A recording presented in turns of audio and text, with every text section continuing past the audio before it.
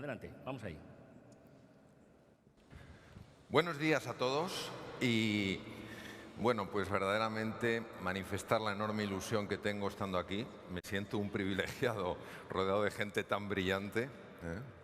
Agradezco la generosidad de los organizadores de invitarme. Estoy aprendiendo mucho y sobre todo me quedo con una cosa que has dicho, Manuel, al comienzo esta mañana, que es: hay mucha gente brillante aquí. Sois todos enormemente brillantes.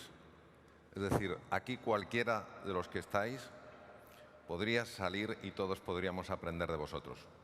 Durante 21 minutos voy a hablar de un tema que me ha apasionado toda mi vida. De hecho, empecé a interesarme por el cerebro antes que por la medicina, curiosamente.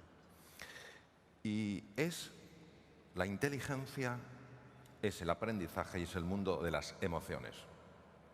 Y voy a empezar contándoos la historia de dos niños.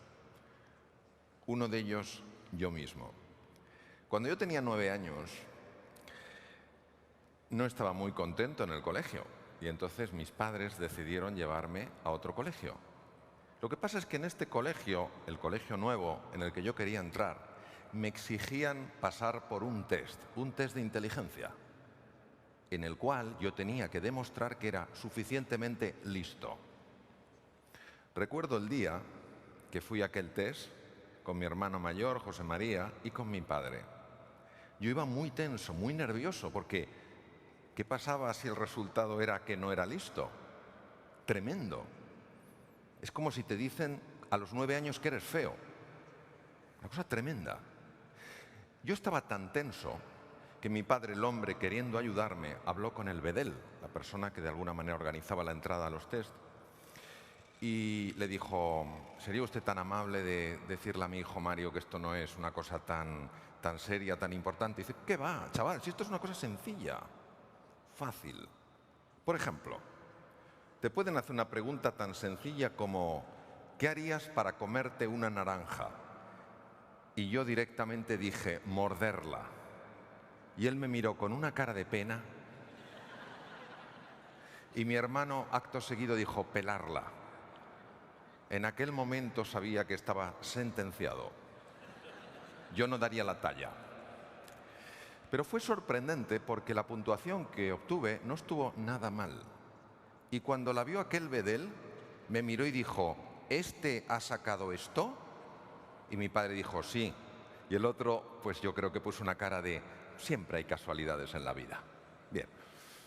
La segunda historia es una historia fascinante. Es un niño que, cuando es pequeñito, su hermano Curtis, él y su madre son abandonados por su padre. Es un niño de color, se llama Ben Carson. Gente muy pobre, viven en Detroit, un barrio muy peligroso. Yo trabajé durante una época en un hospital, el Henry Ford, en Detroit, y Detroit es una ciudad muy, muy violenta. Este niño era considerado the dummy, el estúpido de la clase. Imaginaros lo que es que alguien, cuando te mira, te vea como un estúpido. Tanto que al final cargas con una etiqueta de quién eres tú. Yo, un estúpido. Tenía tanta tensión, tenía tanta tristeza y tanta rabia, que en un momento de desesperanza cogió un cuchillo y se lo intentó clavar a un amigo suyo, con la fortuna de que se partió la hoja al chocar con la hebilla del cinturón. En aquel momento el joven Ben experimentó una crisis emocional, se dio cuenta de que tenía que hacer algo diferente, que así no podía seguir su vida, pero no sabía qué hacer. Un niño norteamericano pasa una media de 7 horas y media al día viendo la televisión. Ben no era una excepción en aquella época, pero su madre le dijo que había tenido una revelación durante un sueño y que lo que ellos tenían que hacer, tanto Curtis como Ben, era leer. Ellos no leían prácticamente nada, no leían un libro. Como no tenían dinero para comprarse libros, iban a la biblioteca pública de Detroit. Ben empezó a interesarse por la naturaleza, por los minerales, por los vegetales y por los animales. Un buen día el profesor de ciencias llegó a la clase de ciencias y llegó con una roca de color negro, una roca extraña, y dijo: ¿qué es? Ben inmediatamente supo que esa roca era obsidiana. Pero Ben era el tonto de la clase. ¿Para qué iba a hablar? Esperó a que hablaran los más inteligentes, los que sabían más, los que tenían más conocimiento. Pero esos chicos estaban callados. Entonces esperó que hablaran los otros, los que eran un poquito menos inteligentes. Tampoco dijeron nada. Y al final tímidamente levantó la mano. Al levantar la mano, el resto de sus compañeros le miraron sorprendidos como diciendo: pero Ben, ¿pero cómo te atreves? El profesor podía haber dicho: venga, Ben, tú esto no lo sabes, y haber guardado la roca. Pero el profesor le miró a Ben y le dijo: Ben, ¿tú lo sabes? Sí, yo lo sé. ¿Qué es? Es obsidiana. Sí, es obsidiana. En ese momento Ben observó cómo la cara de sus compañeros cambiaba. Y el profesor podía haberse quedado ahí y decir: bueno, sí, Ben, obsidiana, muy bien, has acertado. Dijo: Ben, ¿sabes tú algo más de la obsidiana? Vaya que sí sabía Ben de la obsidiana. Empezó a contar de la obsidiana y el resto de la gente perpleja. Bien, este niño que era el tonto de la clase, este niño que tenía una crianza muy dura en la pobreza, en la dificultad, este niño experimentó un cambio muy profundo. Tan profundo fue el cambio que quedó el número 1 de la clase, el número 1 del colegio, el número 1 de todas las escuelas de Detroit. Fue becado por la Universidad de Yale y es el mejor neurocirujano infantil del mundo. El doctor Ben Carson, jefe de neurocirugía infantil del Johns Hopkins en Baltimore, Maryland. Entonces, uno se pregunta: ¿cómo es posible que etiquetemos la inteligencia con un test de cociente intelectual, y que pongamos una etiqueta a una persona y le digamos: ¿eres inteligente o no eres inteligente? ¿Cómo es posible? ¿Cómo podemos ignorar estos hechos? Que una persona condenada al fracaso aparentemente por su torpeza intelectual pueda convertirse en el mejor neurocirujano infantil del mundo, la persona que tiene más experiencia en craneopagos, siameses unidos por el cráneo. Hablamos de operaciones de 100 horas. Por eso, hace años, empezó a cambiarse el concepto de la inteligencia. Y la inteligencia ya no era algo fijo, no era algo determinado, no era algo que tú tenías y es lo que había. La inteligencia era una ventana que se podía abrir o mantenerse cerrada. Una ventana que cuando se abría, tú empezabas a descubrir cosas, empezabas a comprender, empezabas a asociar, empezabas a crear. Y hace 40 años aproximadamente, dos grandes pioneros norteamericanos, uno de la Universidad de Harvard y otro del MIT, decidieron empezar un proyecto para intentar entender la inteligencia. ¿Y sabéis con lo que se encontraron? Se encontraron con algo extraordinario. No hay una inteligencia. Con lo cual yo no puedo decir eres o no eres inteligente. Hay 9 inteligencias diferentes. Y si a ti te explican las cosas en base a tu inteligencia, tú puedes entenderlas. Pero si no te las explican en base a tu inteligencia, tú no puedes entenderlas. Hay personas que necesitan ver las cosas de forma secuencial, lógico-matemática, para, ahora lo comprendo. Hay otras personas que necesitan ver una imagen global, inteligencia visual espacial. Hay otras personas que tienen que moverse, que tienen que tocar, que tienen que manipular, inteligencia kinestésica. Hay personas que necesitan que les entre por el oído, inteligencia musical. Hay personas que para que se abra esa ventana tienen que sentirse conectados con otro ser humano, inteligencia interpersonal. Hay personas que para poder comprender han de reflexionar, inteligencia intrapersonal. Hay personas que para que se abra esa ventana tienen que estar en contacto con la naturaleza, inteligencia naturista. Y hay personas, la última de las inteligencias, que para que se abra tienen que ver una trascendencia, un propósito en las cosas. Esto es maravilloso, ¿sabéis por qué? porque los seres humanos tenemos dudas de nuestras inteligencias, aunque no lo queramos reconocer. Y cuando tenemos que hacer frente a un proyecto y consultamos en nuestro interior, ¿soy capaz? ¿Cuántas veces? No en nuestro pensamiento, y sin nuestro pensamiento decimos, no puedo, no soy capaz.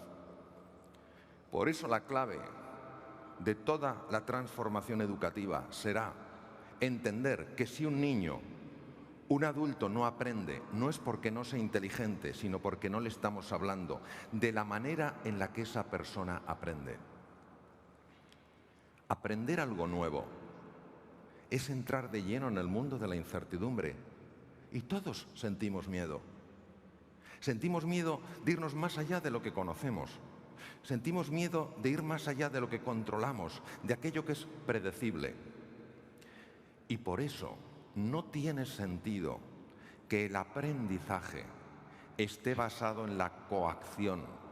No tiene sentido que el aprendizaje esté basado en la obligación. Sí tiene sentido que el aprendizaje esté basado en la necesidad de aprender y en la inspiración, las ganas por aprender. Cuando una persona, sea niño, sea joven, sea adulto, dice, yo necesito aprender esto, sea un idioma, a manejar un ordenador, un deporte, lo que sea, cuando verdaderamente lo necesita y en ese momento resuelve, yo me pongo en marcha, en ese momento empieza a cambiar toda la anatomía y la fisiología de su propio cerebro. El proceso de aprendizaje tiene 3 fases muy conocidas. La primera es una fase donde tú pruebas y te equivocas. Yo me cambié de sistema informático y al principio me sentía perdido, llevaba años con un sistema informático y cambié radicalmente. Entonces cometía errores, aprendía, cometía errores, no me salía nada bien y poco a poco vas teniendo una cierta competencia. Y cuando has conseguido esa competencia te empiezas a ilusionar, sigues y puedes llegar, no es mi caso, ojalá algún día lo sea, llegas a la maestría. Ahora, lo que os quisiera decir es lo siguiente. Cuando un ser humano dice, yo necesito aprender esto, o se siente inspirado a aprender, y resuelve, determina, se compromete con el aprendizaje, empieza a cambiar su cerebro. Hay una serie de procesos que se han visto en niños y en adultos. Y por tanto, la reinvención del cerebro humano es una realidad independientemente de tu edad. Primer proceso. Cuando tú, inspirado por una posibilidad de aprender, por algo que quieres que entre en tu vida, te pones en ese proceso complejo y hermoso de aprender, aumenta el riego sanguíneo de ciertas partes de la corteza cerebral, específicamente de una parte situada detrás de la frente y encima de los ojos, llamada corteza prefrontal. Cuando va más riego sanguíneo a mi cerebro, ¿qué es lo que pasa? Que yo empiezo a ver con más claridad, empiezo a ver con más foco, aprendo más deprisa, soy más creativo. También se ha visto que aumenta la neuroplasticidad, es decir, las neuronas se conectan más entre ellas. Esto es básico, porque neuronas más conectadas, mayor capacidad de resolver problemas y desafíos. Y lo tercero, que también se ha demostrado en adultos, una colaboración Instituto Salk en La Joya, San Diego, y el Karolinska en Estocolmo, es que nosotros también, los adultos, podemos generar nuevas neuronas. Las neuronas no se reproducen, son muy complejas, pero sí se regeneran a partir de células madre, de células pluripotenciales localizadas en las cavidades del cerebro. Pueden emigrar entre 500 y 1000 neuronas de los ventrículos cerebrales a los hipocampos, llamados así por su forma de caballito de mar. Y en 21 días esas células madre se han convertido en neuronas. Esto es espectacular, porque el hipocampo no solo es fundamental en el aprendizaje. El hipocampo controla el pánico que procede del centro del miedo en la amígdala y está muy involucrado con una hormona de la que hemos oído hablar antes, que es la dopamina. La dopamina te da un sentido de curiosidad y un sentido de exploración.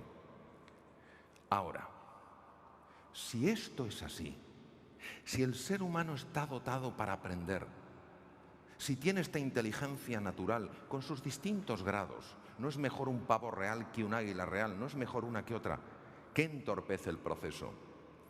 El proceso es entorpecido por varios factores. Primero, la manera en la que gestionamos el error. El error en nuestra cultura está llena de sentimientos punitivos. Si es que te lo dije, me tenías que haber hecho caso, te tenía que pasar eso. O qué torpe soy, cómo me he vuelto a equivocar otra vez. Esta sensación de amenaza tiene efectos muy serios, como veremos después en el cerebro. Número 2. El número 2 es cuando ponemos demasiada tensión en la vida. Hay una curva descubierta por dos investigadores de la Universidad de Harvard, Yorkis y Dodson, que demuestra que necesitas un punto de tensión para que tu inteligencia se abra y se despliegue. Pero más allá de esa tensión empieza a caer. Y en tercer lugar, hemos de ser muy cautos con el tema del apoyo. Todo aprendizaje implica entrar en tierra nueva, en tierra desconocida. Cuando una persona, al entrar en ese mundo de aventura, de curiosidad y de fascinación, se siente apoyada por otro ser humano, se siente confiada y a pesar de la dificultad sigue dando pasos. Pero cuando a tu lado no tienes a alguien que te apoya, sino alguien que te critica, empiezan a cambiar las cosas. En la Universidad de Stanford, en San Francisco, una de las mejores del mundo, se hizo un estudio interesantísimo. Se convocó a chicos con buen nivel de matemáticas a un experimento por parte de la Facultad de Psicología. Los chicos se quedaron sorprendidos, porque lo primero que se les pidió que hicieran fue que metieran sus brazos en recipientes llenos de agua helada y tomaban el tiempo para ver lo que aguantaban. ¿No entendían por qué? Les llevaron a dos salas diferentes y les pusieron problemas de matemáticas. Lo que no sabían los estudiantes es que los colaboradores del doctor Bandura, el que llevó este experimento, tenían una misión diferente en las dos salas. En una de las salas tenían que animar a la gente, en otra de las salas tenían que desanimarles. Por ejemplo, si mi misión es desanimar a una persona, me acerco a la sala y digo, estás perdidillo, ¿verdad? Pues sí, no me extraña con esa cara. Si estoy en la otra sala, me acerco y digo, ¿qué tal vas? Mal. Pero hombre, si aquí venís los mejores, ¿acaso en tu vida no han aparecido desafíos y los has resuelto? Pues sí, la verdad es que sí. Ánimo, sigue. Cuando vieron los dos, recogieron los dos ejercicios, los habían hecho mucho mejor los que se sintieron animados. Esto es normal. Lo que fue sorprendente es que cuando volvieron a meter los brazos en recipientes de agua helada, los que se habían sentido animados aguantaron mucho más tiempo. ¿Por qué? Porque les dolía menos. ¿Por qué les dolía menos? Les dolía menos porque cuando tú te sientes animado y te sientes apoyado, tu cuerpo segrega un neuropéptido, una hormona, que tiene la capacidad de bloquear en la amígdala, amígdalas cerebrales, el núcleo del miedo que te paraliza. Fijaros la importancia del apoyo en el aprendizaje. Entonces, son unas breves palabras para acabar. Número 1, creer que sois profundamente inteligentes. No importan las experiencias que hayáis tenido, lo que hayan dicho otras personas. Y luchar por desplegar ese potencial. Como dijo John Ward, lo más importante no es lo que está atrás en el pasado, tampoco es lo que está en el futuro, lo que está por venir. Lo más importante es lo que está dentro de cada uno de nosotros. Muchas gracias. Gracias.